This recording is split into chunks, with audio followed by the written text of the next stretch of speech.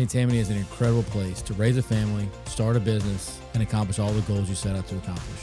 And it's a great place because of organizations like the Hope House. In these conversations, we're going to highlight some of the people who make the Hope House a reality and those heroes of our community that really put in the time, energy, and resources to make Hope House what it is. Thank you for tuning in, and welcome to In the Arena Podcast. All right, guys, we're live at the Heroes Who Cook event. I'm Jared with the In the Arena Podcast. I'm here with Caitlin from Chevron. Yes. And we're talking about men who cook, and we're talking about the Hope House and how important it is to our community. You know, you're one of the execs at Chevron. You run the marketing and the relationships at Chevron. Big organization, obviously, right? And I own a small business, been operating for 2.5 years. But we're both heavily involved in community events like this, right? And you're out there trying to advocate for Chevron and give back to our community. So why Hope House? And why did Chevron decide that this is the event they wanted to support? Chevron is really proud to partner with local organizations in our communities that make our communities stronger. And so Hope House is really actually providing hope to the community. And while you think about the number of children that they're serving this year, it seems like it's growing from the outside, but really that's how well Thomas and the organization are doing and letting people know what is here to serve them. Yeah. And so having this advocacy system in place for them to provide justice for the kids that may have been affected by some of this trauma is really, really, really important. And so by funding an organization like this, we're providing more assets and more advocacy for the Hope House to protect the children of our community. Yeah. So let's talk about this. And we're going to brag on Thomas because he's not going to brag on himself. But there's a lot of nonprofits in our area. And some of them are more successful than others, right? And for me, when somebody comes and asks me to donate money to their causes, we get a lot of asks, right? And I know you do too. Mm-hmm. What do you think that Thomas is doing that's different than other people? And the reason why I'm asking is because if I'm a business owner thinking about wanting to support any organization, but if I want to support Hope House, why Hope House from just the production and effectiveness of the dollar that you're giving? His relationship with not only the sheriff's office, the local police departments, and our key elected officials are really keeping our kids safe. So having a safe place to go like the Hope House and telling your story and immediately going into the justice system with advocates is really going to help push our society further. Yeah. So Thomas is really doing the work. He's not just telling the story, he's not just checking boxes.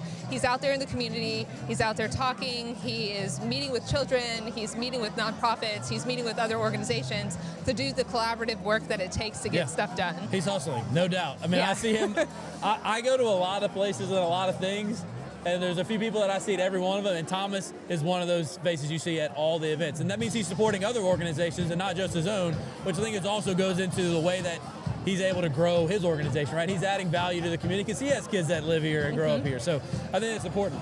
So why men who cook? Heroes who cook, not men who cook. I got to get that out of my brain. Heroes who cook. I think when people walk up the steps and they see this event, they're like, holy, I did not expect to see this. What's your favorite part of this event every year? Well, it really goes back to the collaborative piece, to really see those elected officials, those key stakeholders here in St. Tammany Parish, putting their time where their mouth is and giving back to someplace like Hope House, who really truly needs that advocacy in order to move things forward, to provide justice for kids who might not be able to speak for themselves.